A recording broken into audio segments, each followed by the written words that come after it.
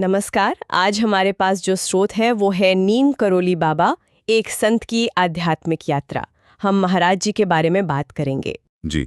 नीम करोली बाबा, जिन्हें कई लोग महाराज जी कहते हैं। हाँ, वो एक हिंदू संत थे और हनुमान जी के बड़े भक्त माने जाते हैं।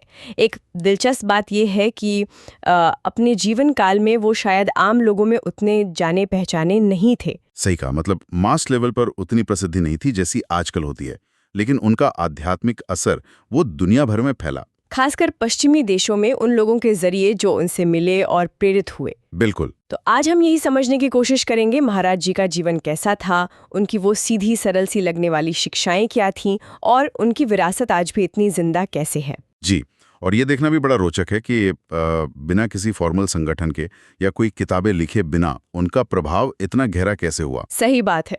तो इसे समझने के लिए शायद उनके जीवन को देखना होगा, उनके मूल सिद्धांतों को। हाँ बिल्कुल, शुरू से देखना होगा। तो शुरू करते हैं उनके परिचय से।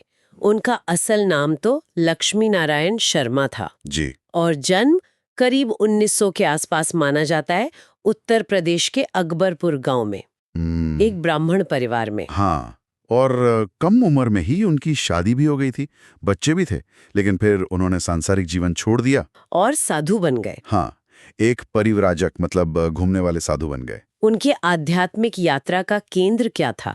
स्रोत बताता है हनुमान जी की भक्ति। बिल्कुल, हनुमान जी की भक्ति उनके लिए सर्वोपरि थी और वो जाने जाते थे अपनी सादगी के लिए, करुणा के लिए और चमत्कारों के लिए भी।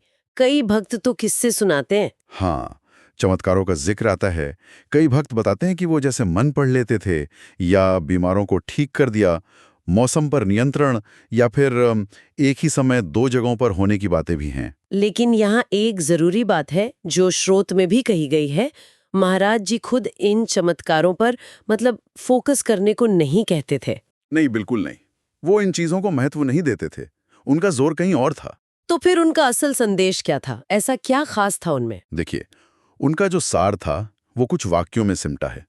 सबको प्रेम करो, सबकी सेवा करो, भगवान को याद रखो, और एक और बात, सब एक। सब एक। उन्होंने कोई लंबे चौड़े प्रवचन नहीं दिए, कोई शास्त्र नहीं लिखे, कोई नया धर्म या पंथ नहीं चलाया। तो फिर शिक्षा कैसे फैली? उनकी शिक्षा उनके होने में थी, मतलब भक्ति, सेवा, प्रेम और ईश्वर में विश्वास। ये अनुभव करने की चीज थी, पढ़ने या सुनने की नहीं।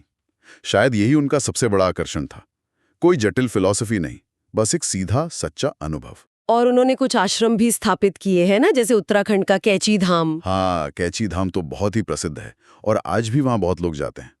और वृंदावन में भी उनका आश्रम है। हाँ, वृंदावन वाला भी। और फिर बात आती है पश्चिमी शिष्यों की।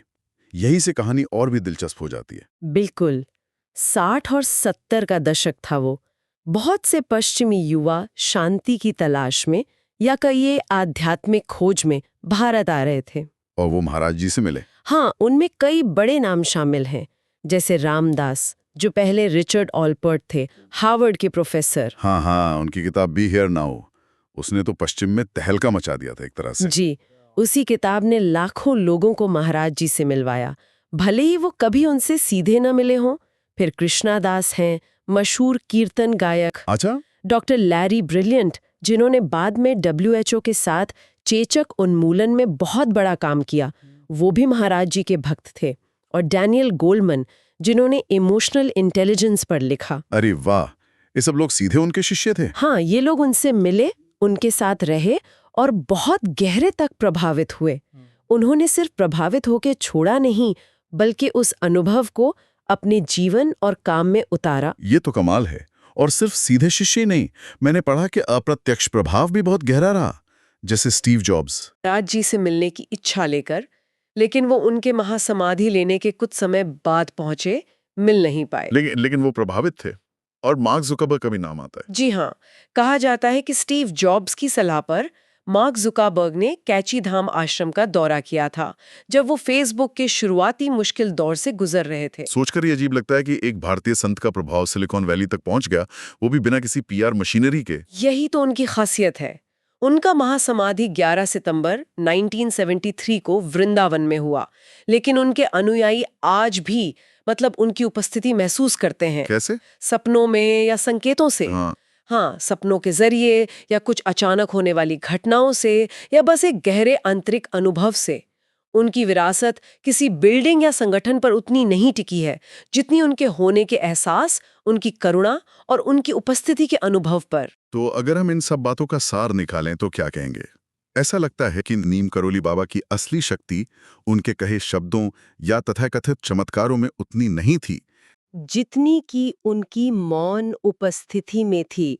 दिलों को चुपचाप बदल देने की उनकी जो क्षमता थी, वो शायद असली चीज थी। हाँ, और उनकी जो मूल शिक्षाएं, सबसे प्रेम करो, सबकी सेवा करो, भगवान को याद रखो, सच बोलो, सादगी से रहो। भूखे को खाना खिलाओ, जरूरतमंद की देखभाल करो, ये बातें आज भी उतनी ही बल्कि शायद आज के समय में और भी ज्यादा प्रासंगिक है। ये बातें सुनने में बहुत सीधी लगती हैं, लेकिन शायद करने में सबसे मुश्किल। बिल्कुल। यहाँ एक सवाल मन में आता है कि आखिर ये कैसे मुमकिन हुआ? बिना किसी संगठित प्रचार के, बिना भारी भरकम फिलॉसफी दिए, बिना कोई नियम कानून की किताब लिखे, सिर्फ अपनी उपस्थिति से, अपने प्रेम और सेवा भाव से कोई व्यक्ति अलग अलग संस्कृतियों और पीढ़ियों के पार इतना गहरा, इतना स्थायी असर कैसे डाल सकता है? और यही मेरे ख्याल से सोचने वाली बात है श्रोताओं के लिए।